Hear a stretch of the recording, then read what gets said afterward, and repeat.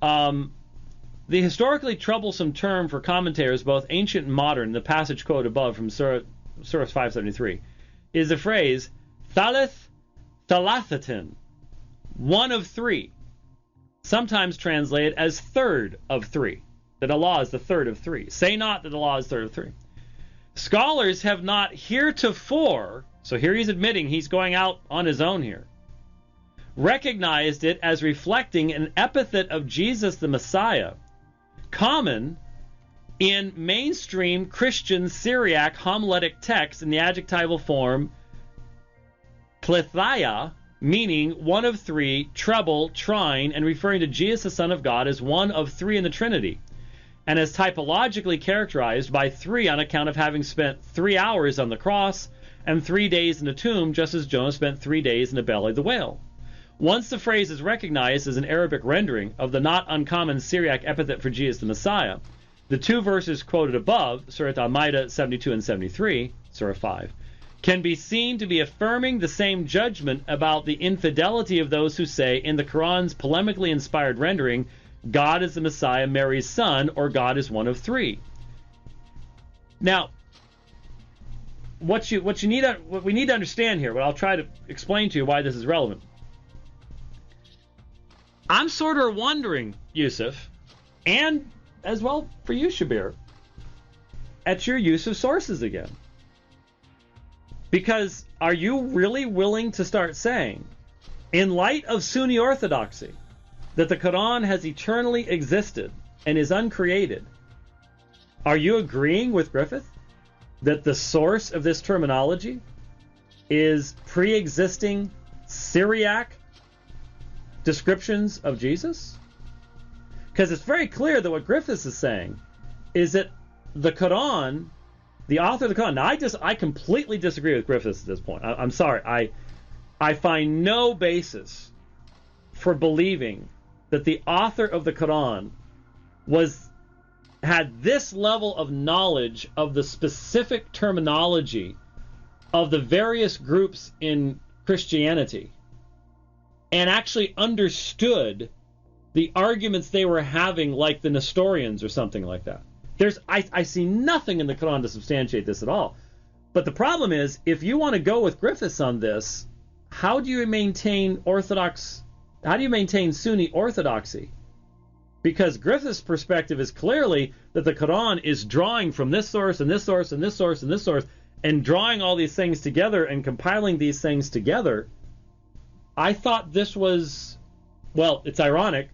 We're right at the end of Ramadan, so we're in the week where Muslims argue about which day Laylat al-Qadr is. And why is Laylat al-Qadr so important? Because Laylat al-Qadr is the night upon which the Quran was sent down to Jibreel as a body. And it's the night of power.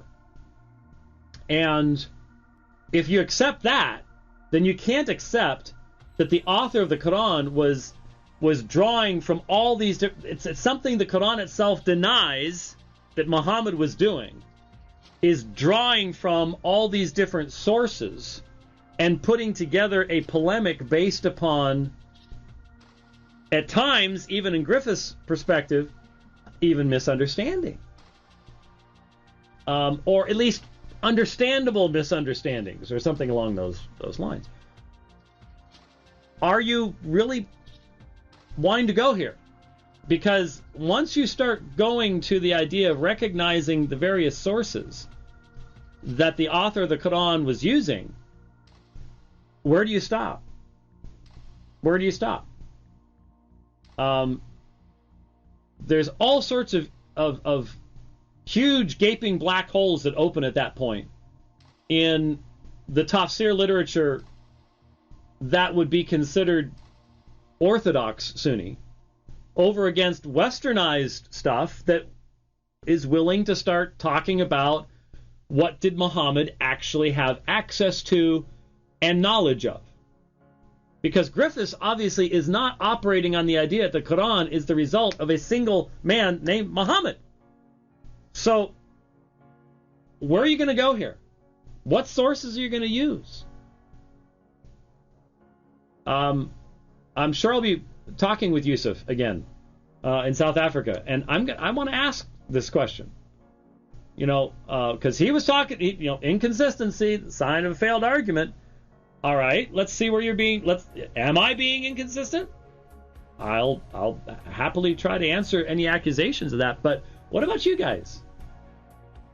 It seems that the more we push on this, the more willingness there is to maybe back off from some foundational elements of Sunni orthodoxy that would have. Well, let me just add this, and I am going to go long, so we may be going mega here. Sorry. Have all day, yeah. I had a really neat opportunity to speak in Denver on Sunday, and I've had some conversations recently there with a Muslim afterwards, who, by the way, is an avid listener of the Dividing Line. I had a Muslim, I didn't tell you about this. I had a Muslim come up to me at L2 Church in Denver on Sunday morning, and in his notes, he quoted to me from what I said on the June 23rd Dividing Line. We have a very interesting audience. And if you're listening, my friend, I appreciate our conversation. But I think you would have to admit, because I couldn't honestly identify you, because I don't think you gave me your last name anyways. But you got to admit, I agreed with you. Nominalism is a big thing. I appreciate the fact that you resonated with much of what I was saying. Believing Muslims, talking with believing Christians, that's an important thing. But you got to admit, you're not an Orthodox Sunni Muslim. You pretty much dismiss the Hadith. Now, there's more people out there. I wish I remember what the name of the... I'm going to go ahead and close this and see if I can find it. No, I don't have time to find it, but I wish there was a search function in titles, because I know that I wonder if it's by title. I read a book via Kindle just recently on the Hadith, and basically the Muslim author was arguing that what we need to do, and this was a book recommended by Shabir Ali, and I need to track it down. The name of it has